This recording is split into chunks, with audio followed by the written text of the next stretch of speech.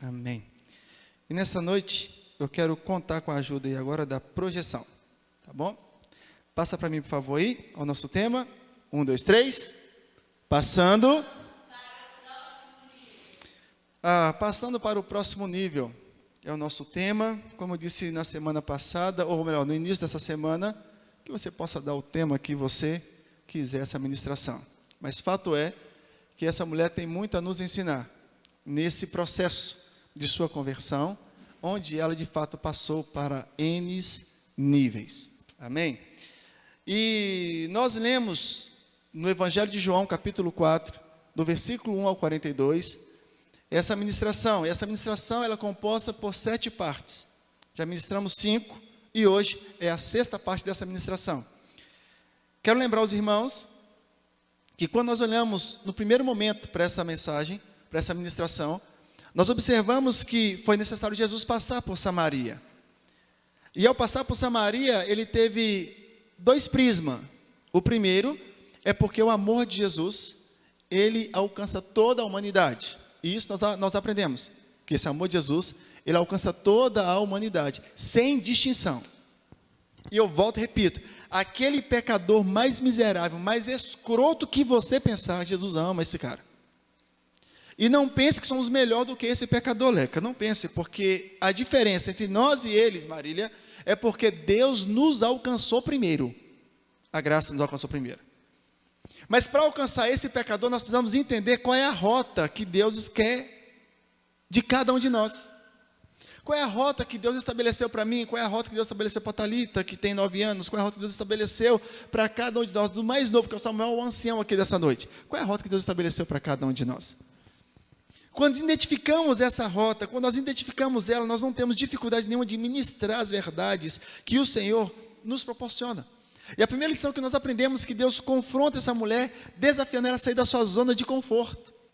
Porque ela vivia num mundo de pecado que não satisfazia a alma dela. E nós temos que entender que as coisas que o mundo nos oferece não nos satisfazem. Que existe um vazio na alma de todo ser humano, que só pode ser preenchido por Deus. Nada vai preencher esse vazio. Nada, a não ser o próprio Senhor. E quando nós entendemos que as coisas do mundo não satisfazem, nós compreendemos isso e vamos divulgar isso a outros. Vamos passar isso a outros. Vamos informar isso a outros. E essa foi a primeira lição que Deus mostrou para que a mulher saia da sua zona de conforto. Porque ninguém, queridos, ninguém pode continuar bebendo da água da vida estando distanciado da fonte. E a fonte é Jesus. Ministramos, tu és o rio, tu és a fonte. Ele é o rio, ele é a fonte. E só ele pode satisfazer toda a nossa necessidade. E quando aquela mulher, ela entende a necessidade de beber dessa água, para nunca mais voltar a ter sede, o que Jesus faz? Confronta ela com o seu pecado. E ao confrontar ela com o pecado daquela mulher, manda chamar o marido, ela diz assim, olha, eu não tenho marido. E Jesus falou, disseste bem, porque eu tivesse 5, e o que tem não é seu marido. E ela teve que confessar esse pecado. É bem verdade que foi uma meia verdade que ela contou, não ter um marido, né? Mas nós entendemos que esse processo Deus descortinou para a vida daquela mulher. Então Jesus mostra, antes de beber da água da vida, precisamos ter convicção de pecado e passar pelo arrependimento, pois não há salvação sem arrependimento. E arrepender, querido, é metanoia, é conversão, é de dentro para fora. Eu limpo tudo, eu quero o que Deus tem para mim. Arrependimento. E quando essa repreensão vem, ela não vem de forma provocativa. E as repreensões são geralmente mais eficazes quando não são provocativas. Percebe? E a terceira lição que nós aprendemos, nós falamos que precisava romper com o tradicionalismo. E isso está no versos 19 ao 26. Romper com a tradição. Porque aquela mulher tinha na mente dela que o lugar da adoração era no poço. Era naquele local. Para os judeus, era lá em Jerusalém. Eles estavam focados no lugar da adoração. Jesus falou assim, olha, vocês estão com a visão errada. Não é aonde se deve adorar. É como e quem adorar. Porque se você sabe quem se você deve adorar e como adorar, independente, se você está nesse ambiente, se você está na sua casa, no seu banheiro, se você está doente em cima de uma cama, independente do local onde você está, você vai adorar, porque você sabe quem e como adorar. Fala a Deus. Porque o Pai está à procura dos verdadeiros adoradores que o adorem em espírito e em verdade. E essa é a proposta, que os verdadeiros adoradores não são identificados e não podem ser identificados por sua ligação com o santuário particular. Os verdadeiros adoradores são aqueles que adoram o Pai em espírito e em verdade, porque a verdadeira adoração primeira, ela precisa ser bíblica e depois precisa ser sincera. E os discípulos quando chegam? No versículo de número 27, 33, 31 ao 33. E vê Jesus conversando com aquela mulher samaritana, cheio de preconceitos. Disseram, por que está conversando com uma mulher samaritana? Temos que romper com os preconceitos, queridos. Independente de quem seja. Precisamos, abandonar o preconceito. Esse conceito formado que nós temos. Porque para fulano não tem jeito mais, para Beltrano não tem jeito mais. Eu vou bater nessa tecla, que fulano não tem jeito. Tem jeito sim, queridos. Se teve jeito para mim, tem jeito para qualquer um. Se teve jeito para mim, tem jeito para qualquer pessoa. Pronto. Então os discípulos estavam apegados ao preconceito, os costumes e tradições do seu tempo. Quem pode entrar, quem não pode entrar, quem tem que sair, quem não tem que sair, e por aí vai embora. E aprendemos domingo que nós temos que ter os olhos abertos para as questões espirituais, porque os discípulos foram à cidade comprar comida. Foram ou não foram? Trouxeram o quê? Comida. Mas aquela mulher, ao abandonar o seu cântaro, ao deixar o seu cântaro, que era o símbolo da prostituição, no meu entendimento, e eu defendo isso, ela abandona o seu cântaro, vai à cidade e anuncia aos homens, e quiçá não anunciou até a homens, que ela já havia se deitado. E disse para aqueles homens, vinde e vede. Ela deixou seu cântaro, queridos. Ela fez uma proclamação pública. Ela fez um convite veemente. Ela faz uma confissão corajosa. O Messias destampou a câmara de horrores do seu coração e trouxe luz a todos os seus pecados ocultos. Ela vê um resultado extraordinário. Os discípulos se tornaram apenas profissionais, mas aquela mulher, não, ela foi e anunciou Jesus. E como discípulos, muitos têm se comportado dessa forma, entram em estabelecimento, compram e vendem, entram mudos e saem calados, no que diz respeito ao Evangelho. E essa mulher samaritana, ela nos trouxe uma lição, que ela reprova o silêncio e a covardia dos discípulos de Jesus, que não anunciaram que ele era o Messias. Mas hoje, nós devemos aprender essa lição, que nós precisamos dispor a fazer a vontade de Deus. Nós precisamos dispor a fazer a vontade de Deus. Eu te convido a ler comigo do verso de número 31 ao verso de número 31 a 38, que vai nos dizer assim: nesse interim, os discípulos lhe rogavam dizendo, mestre, comei. Mas ele lhes disse, uma comida tenho a comer, que vós não conheceis. Diziam então os discípulos uns aos outros, ter-lhe-ia porventura alguém trazido o que comer? Disse-lhe Jesus, a minha comida consiste em fazer a vontade daquele que me enviou e a realizar a sua obra. Presta muita atenção no versículo 34, queridos. Disse-lhe Jesus, a minha comida consiste em fazer a vontade daquele que me enviou e realizar a sua obra. Não dizeis vós que ainda há 4 meses até a ceifa? Eu, porém, lhes digo, erguei os olhos e vede os campos, pois já branquejam para a ceifa. Os ceifeiros recebem desde já a recompensa e entesoura o seu fruto para a vida eterna. E dessaste se alegram tanto o semeador quanto o ceifeiro, pois no caso é verdadeiro ditado, um é o semeador e o outro é o ceifeiro, e eu vos enviei para ceifar o que não semeaste, outros trabalharam, e vós entrastes no seu trabalho. Amém, queridos? Fazer a vontade do Pai. O campo está pronto. Ele nos enviou para ser. E aquela mulher, quando ela reprova a nossa covardia, reprova. E aqui eu me recordo de um moço, e eu aprendi isso de forma muito linda, que ele sempre buscava, irmã Marília, a oportunidade de evangelizar. Sempre buscava a oportunidade de evangelizar. Sempre. E aí, entrou um cliente no carro dele, ele era taxista, entrou um cliente no carro dele, e ele entrava no assunto, o cara se desvencilhava. E no ar-condicionado, né, fresquinho e tal, o negócio todo, ele teve um insight, foi lá e desligou o ar-condicionado dando. Desligou o ar-condicionado. E o rapaz virou assim, rapaz, para tipo assim, para ele ligar o ar, né? Rapaz, mas tá calor, né? Esse rapaz no inferno é pior. Oportunidade de pregar o evangelho. Pegou o gancho. Oportunidade. Paulo orienta Timóteo, pregue a palavra em tempo e fora de tempo. Aproveitando o fato de a mulher samaritana ter se ausentado, os discípulos rogaram a Jesus, está no texto. Rabi, come. Jesus aproveita o ensejo para ensinar eles uma profunda lição, dizendo que a comida mais saborosa e mais necessária era fazer a vontade do Pai. E aqui eu pergunto, o que é melhor do que uma praia? Fazer a vontade do Pai. O que é melhor do que uma pizzaria? Fazer a vontade do Pai. O que é melhor uma festa? Fazer a vontade do Pai. O que é melhor ficar debaixo do edredom num friozinho desse? Fazer a vontade do Pai. O que é melhor do que ficar na Netflix, no Sky, numa Oi TV? O que é melhor? Fazer a vontade do Pai. Fala, Deus. Por que eu digo isso? Porque uma cidade estava vinda ao seu encontro.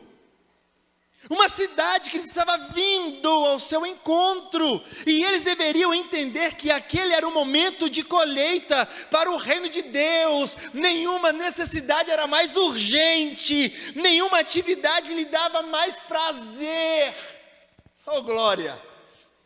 Jesus falou assim, está na hora de vocês a perceberem, está na hora de vocês ligarem, porque está vindo aí uma cidade, está vindo aí um povo sedento, e está na hora de vocês se prepararem, cingir os seus lombos, porque está na hora da colheita, em uma terra que vocês não semearam. Quem foi que anunciou a palavra? Foi os discípulos, sim ou não? Foi a mulher samaritana. Percebe? Aquela mulher foi à cidade. Eles também foram, mas eles trouxeram um pão. Aquela mulher estava trazendo uma cidade para Jesus anunciar. Ela foi lá, anunciou: Jesus, vem cá, vou te apresentar o Messias, o Cristo.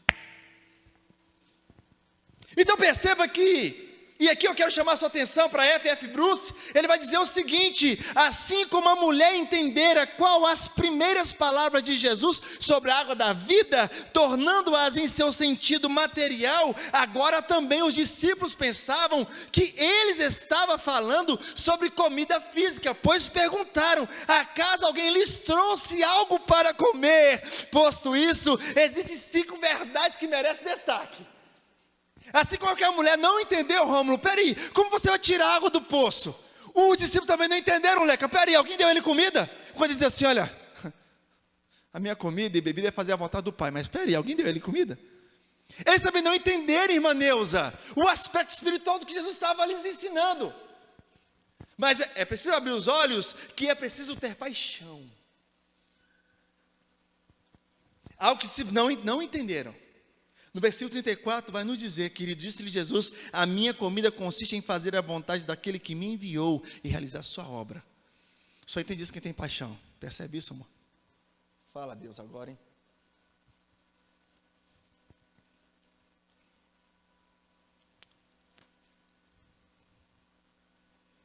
Talvez nós não entendemos por que fazemos. E hoje Deus traz os céus para nós dizendo assim: olha, porque nós temos paixão. A nossa recompensa não vai vir desse povo. Deus está ministrando agora no meu coração, quer ministrar no seu coração o que Deus está falando aqui agora. Fala, Deus. Não vai vir desse povo. Porque a paixão que temos empregado aqui, ela vai vir do Senhor. Porque a nossa comida e bebida é fazer a vontade do Pai. Continuemos, pois, fazendo a vontade do Pai, sem olhar quem. Deus manda dizer para nós nessa noite. Essa palavra é para nós. Deus manda dizer para nós que a nossa comida e bebida consiste em fazer a vontade do Pai. Apenas isso. Vamos ser recompensados? Não. Mas seremos por Ele. Fala, Deus. Paixão. Porque a comida era fazer a vontade, a obra de Deus. Jesus, a comida consistia em fazer a vontade daquele que o enviou e consumar a sua obra. Faltava aos discípulos paixão pelas almas perdidas. Por quantas pessoas vocês passaram hoje à noite para vir para esse culto? A quem vocês convidaram? Vinde e vede o que Jesus tem feito. Fala, Deus. Os discípulos foram à cidade, compraram comida, compraram a bebida e trouxeram para o mestre. Aquela mulher foi à cidade, trouxe uma cidade aos pés de Jesus. Isso eu vou deixar para a próxima. Fala, Deus. Faltava paixão para as almas perdidas. Sem paixão pelos perdidos, seremos apáticos e lentos. Sem paixão pelos perdidos, seremos omissos e covardes. Quantos perdidos existem na sua rua? Fala, Deus. Quantos perdidos há nessa cidade? Quantos perdidos há dentro da sua casa? Se formos omissos, se não tivermos paixão, seremos apáticos e lentos. Sem paixão, seremos omissos e covardes. Precisamos clamar como Paulo, quando se escreve a Coríntios, capítulo 9, versículo 16. Porém, quando prego o evangelho, não vejo como me orgulhar por mim. Me imposta a obrigação de proclamar. Ai de mim se eu não anuncio o evangelho. Ai de mim se eu não anuncio o evangelho. Ai de mim.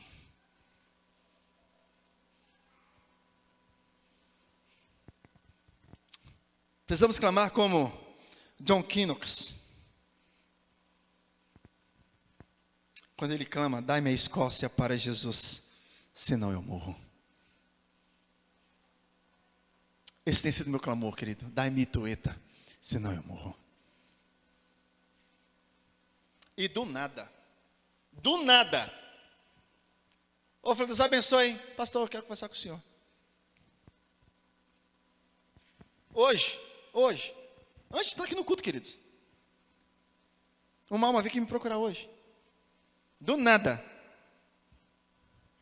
parou de manhã, pastor, preciso conversar com o senhor, porque ouço situações aí, e Brausen, vamos conversamos, compreendeu o reino espiritual, compreendeu o reino físico, saiu daqui, fez algo, conserta sua vida com o Senhor, ponto final. Dai-me Itueta para ti, Senhor, dai-me Itueta para ti. Em segundo lugar, precisa-se ter visão. Não basta apenas paixão, precisa ter visão, aonde queremos chegar. Por isso a nossa visão é essa, é uma igreja que serve a cidade. Estamos aqui para servir, queridos. Se não servimos, não servimos para mais nada. Para servir, ter visão. Versículo 35 fala sobre isso, está registrado no 35, não dizeis vós que ainda há 4 meses até a ceifa, eu porém vos digo, erguei os olhos e vede, os campos pois já branqueiam para a ceifa. O problema, Eric, é que muitas pessoas estão vendo, não estão enxergando. Pastor, me explica isso. Deixa eu tentar, você está me vendo? Você precisa materializar o que você está enxergando. Você precisa compreender o que você está vendo. Enxergar isso é compreender o que você está vendo. Isso é enxergar. Então entenda que o próprio Jesus advertiu ele sobre essas colheitas. Os discípulos eram míopes espirituais. Eles não tinham discernimento do momento que estava vindo, ou do momento que estava vivendo. Jesus estava dizendo: vocês acham que deve existir certo intervalo entre a semeadura e a colheita, mas eu lhes digo que acabei de semear a semente e a colheita já está acontecendo, aleluia, oh glória.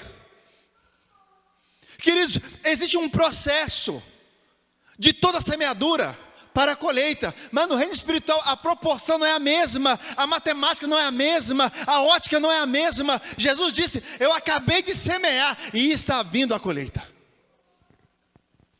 Precisamos entender isso, queridos. Apesar de a colheita de um grão estar ainda distante, a colheita de alma já poderia ser feita. Então perceba nessa noite, que eu e você precisamos entender isso, queridos. Precisamos semear no reino, e a colheita virá. A conversão pode ser um processo, mas a colheita, ela tem que ser na hora. Nós também precisamos ter visão de que sem Cristo o ser humano está perdido, visão de que sem Cristo o ser humano está perdido, visão de que as falsas religiões prosperam. Querida, a Umbanda está prosperando, a Quimbanda está prosperando, sabe, as religiões que têm ensinamentos falsos estão prosperando, visão de que a ignorância não é caminho para Deus, visão de que a obra de Cristo precisa ser realizada agora. Se perdemos a nossa geração, perderemos o tempo da nossa oportunidade.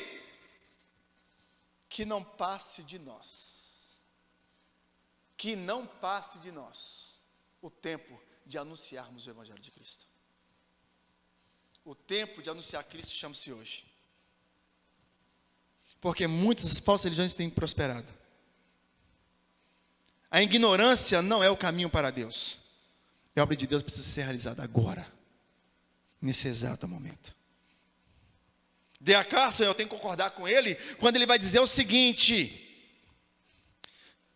que a era escatológica raiou no ministério de Cristo, no qual a semeadura e a ceifa aconteceram juntas na colheita do futuro. Werner de Boer, ele diz que, e vai dizer com propriedade, que justamente onde nenhum judeu podia imaginar, escute isso, onde nenhum judeu podia imaginar, na desprezada e odiada Samaria, a colheita já havia chegado, sim, estava madura para a ceifa. A terra estende-se diante do olhar de Jesus, e os seus discípulos devem aprender com ele esse olhar. Aonde ninguém está semeando, semeie, porque vai dar fruta. Como eu iniciei no início do culto, se ninguém acreditou na sua família, acredita, porque vai dar fruto. Receba essa palavra em nome de Jesus.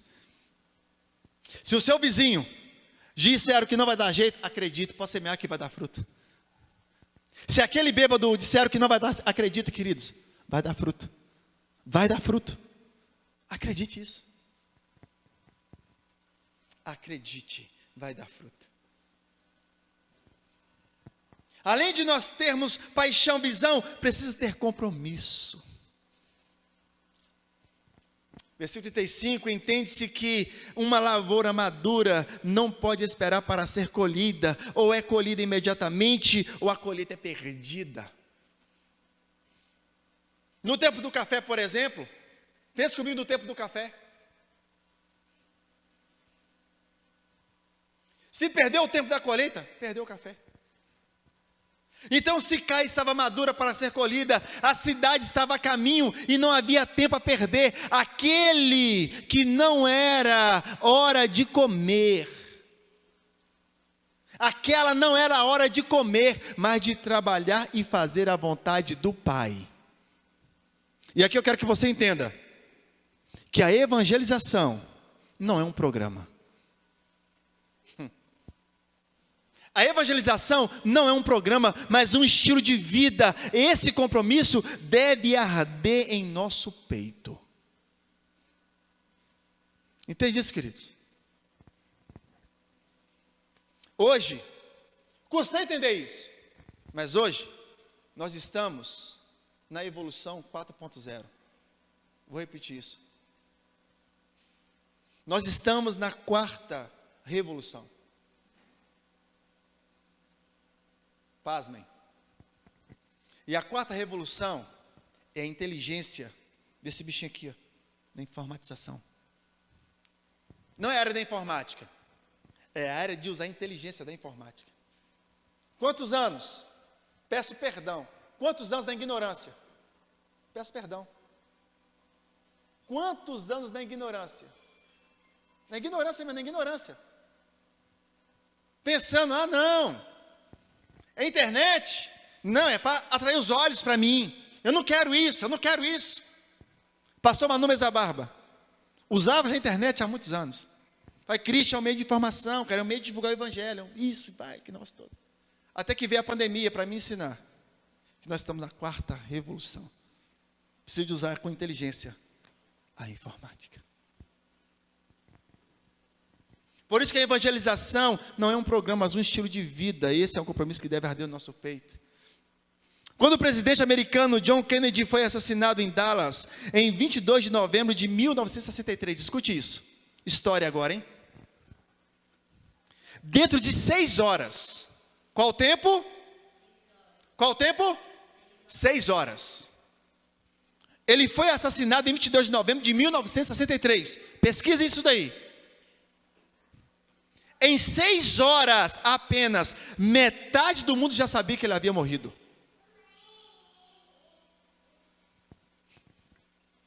Uau! Alguém já até pegou visão já aí. Ó. Em apenas 6 horas, metade do mundo já sabia que John Kennedy havia morrido. Jesus, o Filho de Deus, foi crucificado pelos seus pecados. Foi crucificado pelos meus pecados. Foi crucificado pelos nossos pecados. Há mais de 2000 anos aproximadamente. E quase a metade do mundo ainda não ouviu essa maior notícia do mundo. Você vai dormir com essa, tá? Domingo passado, talvez o mundo todo soube quem foi o campeão da Champions League.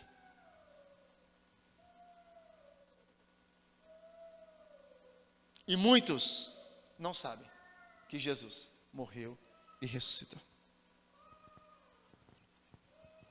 Não basta apenas ter paixão, visão e compromisso. Precisamos ter parcerias. 36 a 38. Jesus falou a respeito do semeador e do ceifeiro.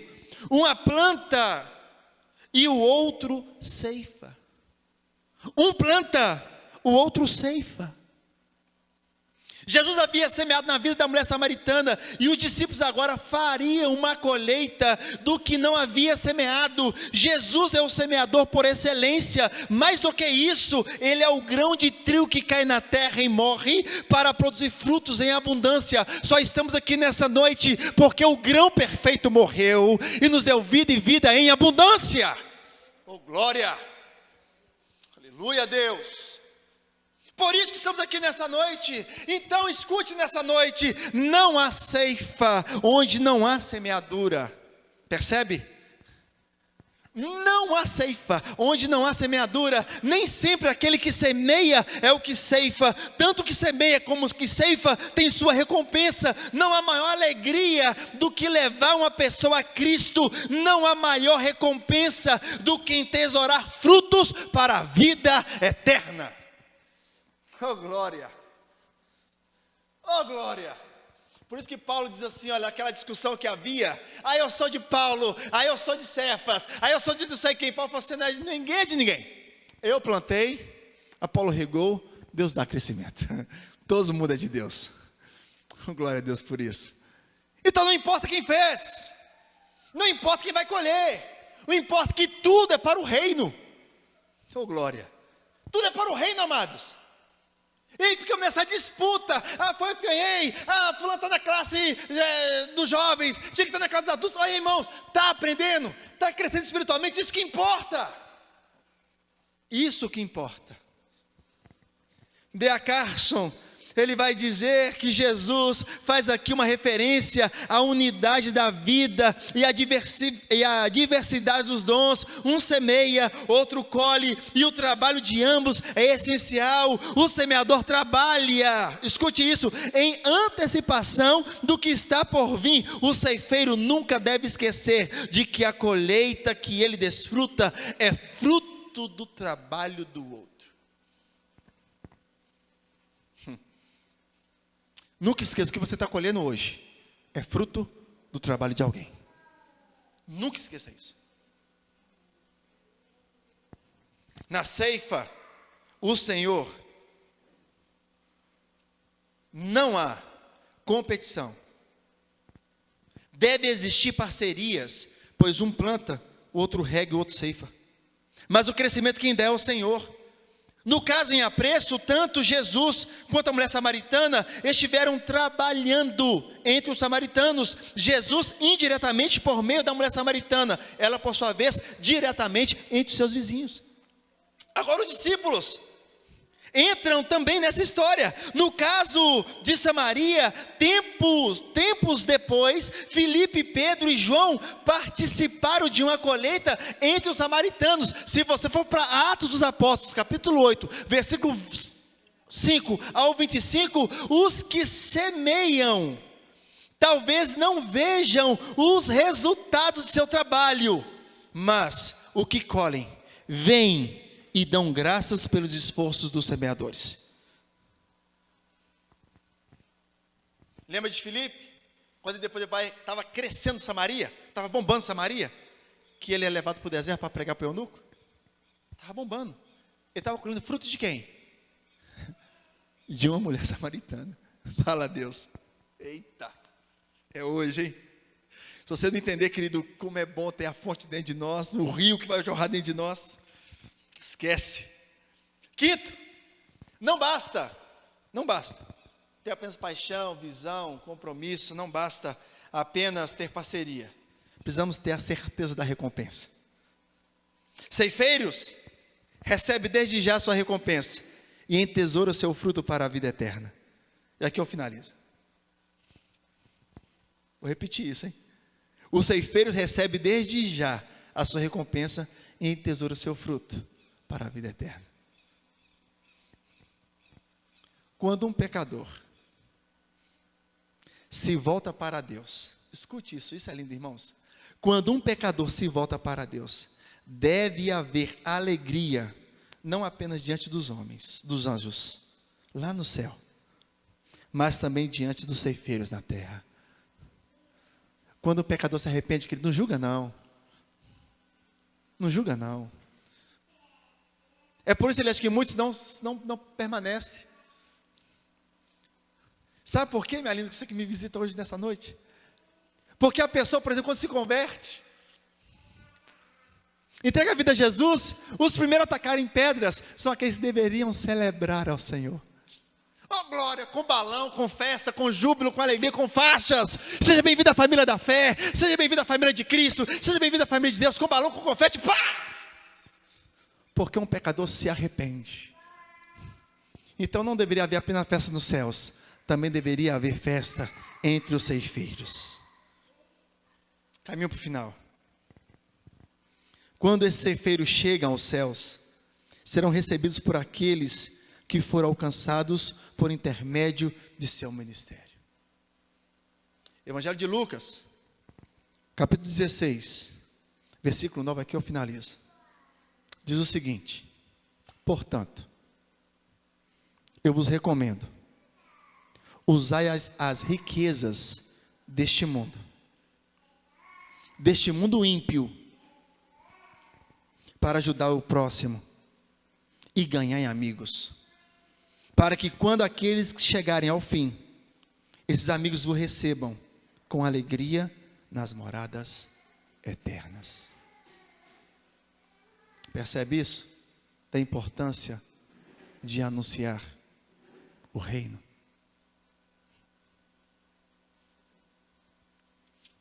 Vou repetir esse texto para você entender. Portanto, eu vos recomendo, usai as riquezas deste mundo ímpio para ajudar ao próximo e ganhai amigos. Sim, para que quando aqueles chegarem ao fim, esses amigos vos recebam com alegria nas moradas eternas. É isso que o Pai requer de cada um de nós, que nós possamos ganhar amigos no reino e para o reino. Eu não sei, queridos, qual vai ser a sua postura daqui para frente. Eu não sei. Amor. Vem cá, dá pai então, bora? Dá pai. Vem cá. Vamos orar com o papai, vem cá, vem.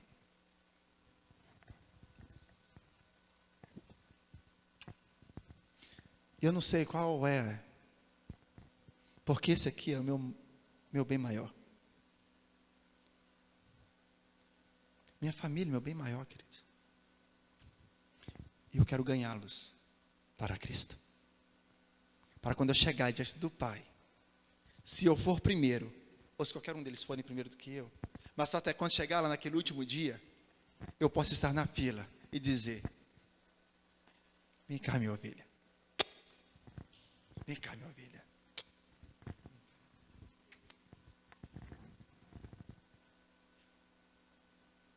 Percebe? Que Jesus possa te dar a oportunidade, como ele te deu hoje, de ouvir essa ministração, que você possa sair daqui entendendo que é necessário anunciar o reino de Cristo. Eu quero te dar agora um minutinho. Se coloque de pé se puder. Quero te dar 1 minuto apenas 1 minuto.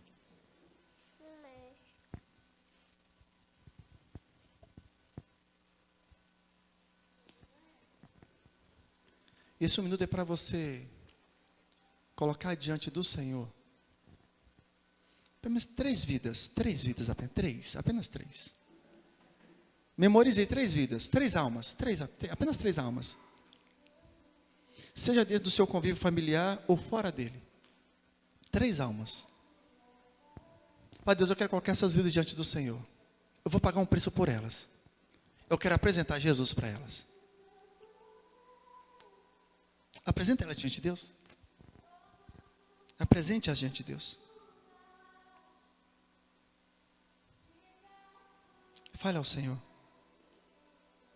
E o Senhor recompensará. Naquele grande dia em que você chegar diante do Pai, você irá receber essas 3 almas para o Senhor. Mas eu vou te apresentar Jesus até final do ano. Eu vou apresentar Jesus para ela. Vou pagar um preço, eu vou convidar, é um estudo bíblico, é um discipulado, eu vou me comprometer com essas 3 almas. E eu vou te dar todo o suporte. Como o seu pastor, vou te dar todo o suporte nesse discipulado.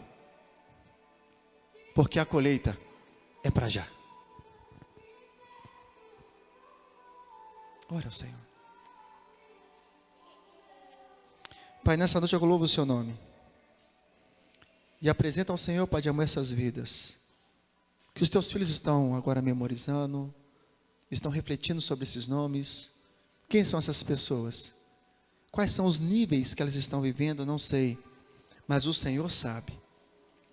Nessa noite, Pai, eu quero pedir ao Senhor que o Senhor já vai trabalhando nos corações. Trabalhe nos corações.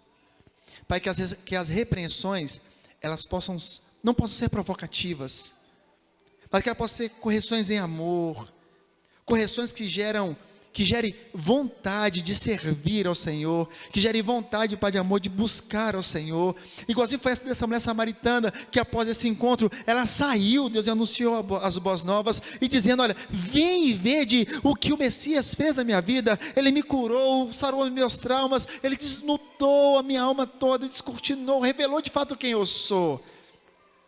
Pai, que o Senhor possa usar essas pessoas aqui nessa noite, nesse nível, em nome de Jesus, para que eles possam anunciar a outros o quão bem o Senhor tem feito a cada um deles.